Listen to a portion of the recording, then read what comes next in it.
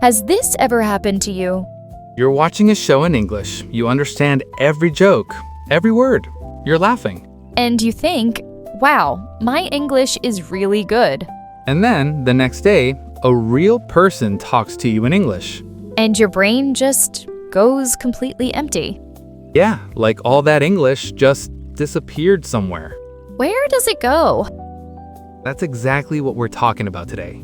Hi, every English learners. Welcome to Real Easy English Podcast. I'm Benjamin. I'm an English teacher. And honestly, today's topic is something I see in almost every single student. Everyone. At some point, they all say the same thing to me. And I'm Jessica. I've been teaching English for 5 years. And before that, I was the student saying that same thing for a really long time. So this episode is a little personal for me. Today, we're going to talk about this gap. The gap between what you can understand in English and what you can actually say out loud. And more importantly, what you can actually do about it. Because there are real answers, and they might surprise you. Oh, and if this is your first time here, welcome. And Benjamin, you want to say something to our new listeners? Yeah, hit that subscribe button. We put out new episodes every single week, and you really don't want to miss the next one. Okay, so let's actually talk about this, because I think a lot of people listening right now have felt this exact thing and never really understood why. Right, and once you understand it, it actually makes you feel a lot better. It really does. Let me paint you a picture. You're at a coffee shop, your favorite one. You sit down, Very comfortable, good music, and someone sits next to you, and they speak to you in English. Maybe they ask what you're drinking. Maybe they ask if the seat is free. A totally normal question. and you know the words. You've heard them before, you've read them before, they're in your head somewhere. But when you open your mouth, nothing comes out the right way. Or everything comes out so slowly that it feels embarrassing. Have you felt that? That strange, frozen feeling? I think everyone listening right now has felt it, at least once. And here's the important thing we want to say right now, at the very beginning. This is not because you're bad at English. There's actually a name for what is happening in your brain. Researchers call it the comprehension-production gap. And comprehension, that means understanding. And production, that means using the language, speaking it. The gap between the two, and it's real. It's in your brain, literally. And today, we want to explain it, explore it, and help you start to close it. Oh, and one small thing before we jump in. This episode is B1 level English. But if you're A2, please stay. Just listen.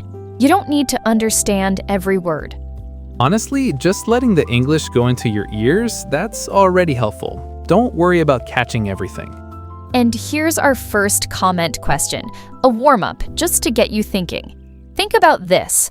When you try to speak English, how do you feel in that moment? Just one word. Leave it in the comments. I'll go first. Let me tell you about my most embarrassing moment. It was a few years ago, not long after I moved to Canada. Oh, this is going to be good. And so, the night before, I had watched 2 episodes of my favorite American TV series, in English, no subtitles, and I understood almost everything. Nice. That's impressive. I felt so confident. I was thinking maybe my English is actually really good. Maybe I've been too hard on myself. And then?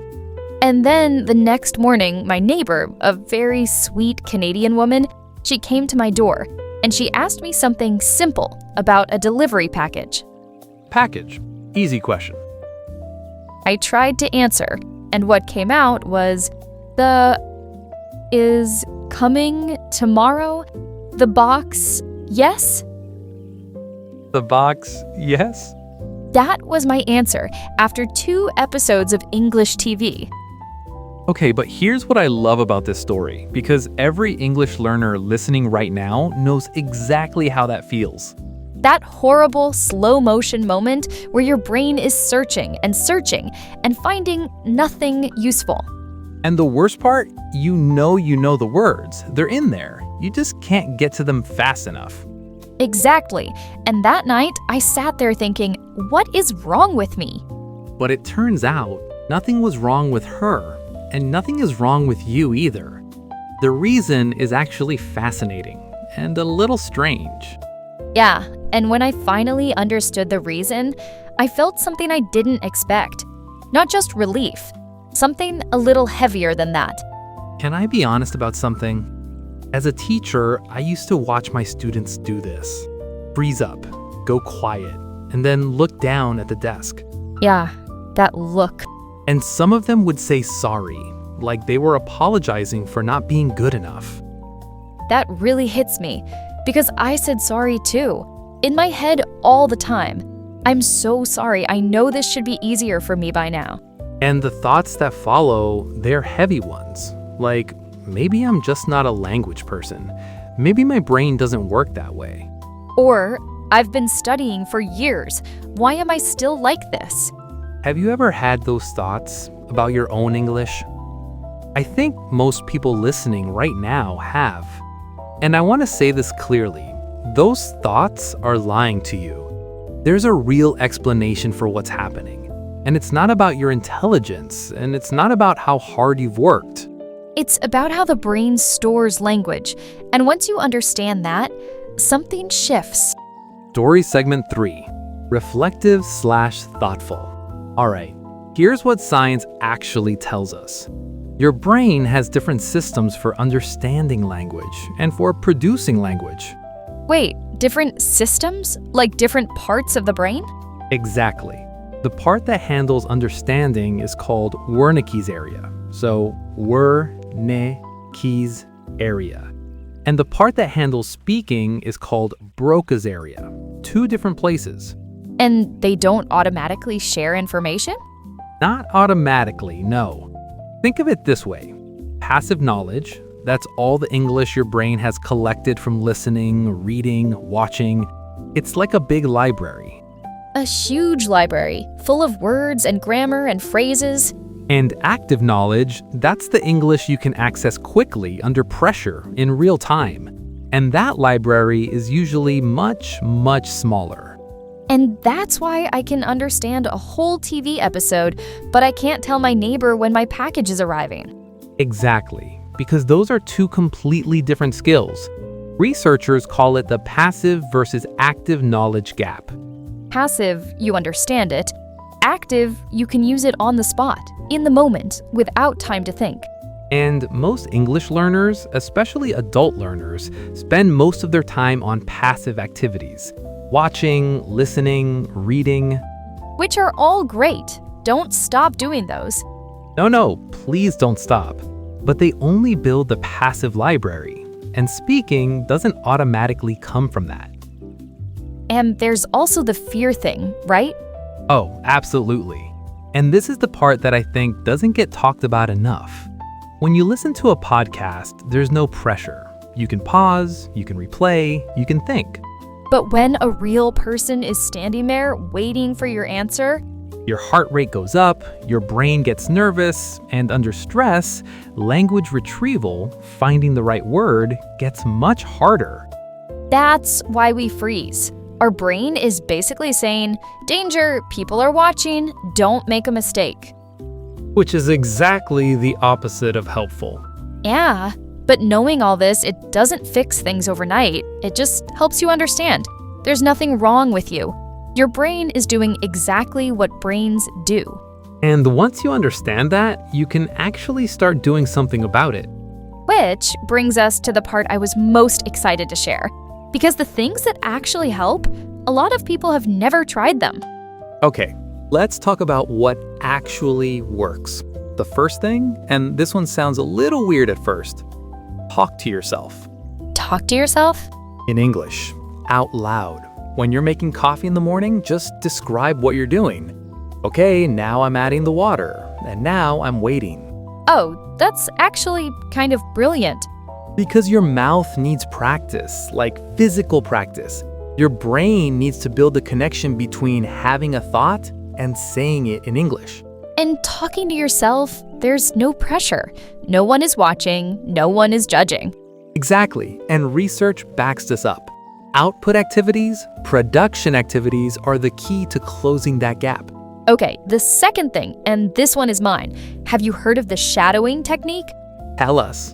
You listen to a native speaker, a podcast, a video, anything, and you repeat what they say at the same time, like a shadow following a person. Oh yeah, this one is really powerful because you're training your mouth to move the way English moves. The rhythm, the sounds, the speed, all of it. And the third thing, this one I feel very strongly about. You do not need to be perfect. He says this to every student every time. Because it's true, fluency doesn't mean perfect English. Fluent means smooth, natural. It means you can keep the conversation going even when you make mistakes. And making mistakes, that's not failure. That's literally how your brain learns. Every mistake is your brain saying, okay, I'll remember that for next time. Have you ever met someone who speaks imperfect English, but you understood everything they said and you loved talking to them? Yes. And honestly, they always seem more confident than people who speak carefully, but say almost nothing. Confidence is more powerful than grammar, every single time. And here's the thing I want to leave you with. You're already doing something really important right now. You're listening to English, actively, for 20 minutes. That's not nothing. That's building the foundation. And every time you try to speak, even one sentence, even a bad one, you're closing that gap, just a little bit. And little by little, the gap closes. I love that. Okay, we also picked out some words from today's episode that we really want you to take with you. Yeah, and actually, one of these words is one that almost everyone thinks they know, but uses in the wrong way. Let's see if you already know it. Word tour time, 10 words from today. Word number 1. The word is comprehension. Good comprehension means you understand something well. It's your ability to take in information and make sense of it. From today's episode, the gap between comprehension and production is very real for English learners. New example. Her reading comprehension is excellent. She understands every article she reads. You can repeat comprehension. Word 2. The word is production. In language learning, production means making language, speaking or writing. When you produce English, you're creating it, not just receiving it. From today, good comprehension doesn't automatically lead to good production. New example. To improve your English production, you need to practice speaking more often. You can repeat production. Word 3.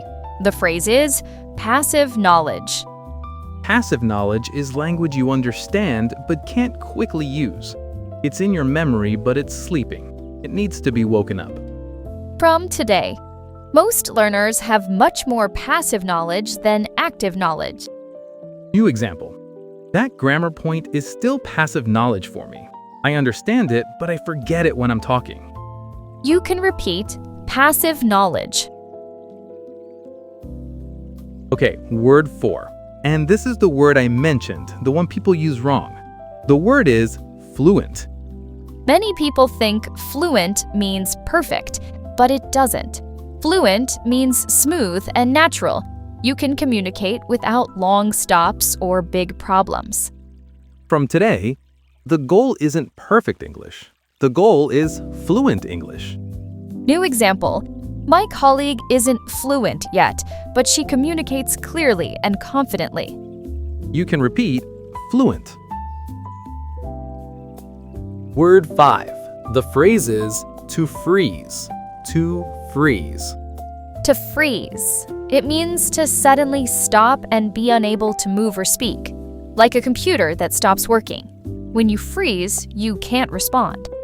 From today, when my neighbor asked me a question, I just froze. I couldn't find any words. New example. He froze during the English interview. His mind went totally blank. You can repeat to freeze. Word 6. The verb is to retrieve. To retrieve. To retrieve means to find something and bring it out, like taking a file from a box. When you retrieve a word, you find it in your memory and use it. From today, it's hard to retrieve words quickly when you're under pressure. New example: practice helps you retrieve vocabulary faster during real conversations.